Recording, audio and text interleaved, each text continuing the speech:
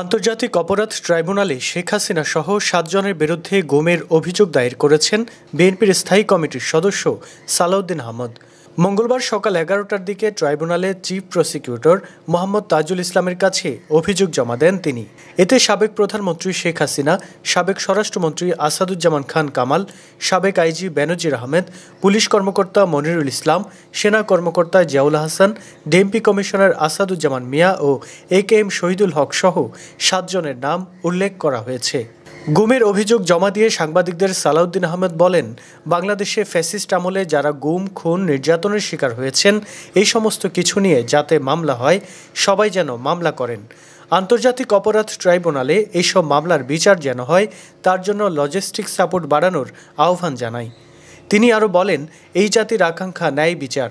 শুধু July August নয়, বিগত আমলে যত মানুষ হত্যা ও নির্যাতনের শিকার হয়েছেন তাদের সব কিছুর বিচার হবে। এগুলো আমাদের প্রতিশ্রুতি। যারা ভুক্তভোগী তাদের মামলা দায়ের করতে আহ্বান জানান বিএনপি নেতা সালাউদ্দিন আহমদ।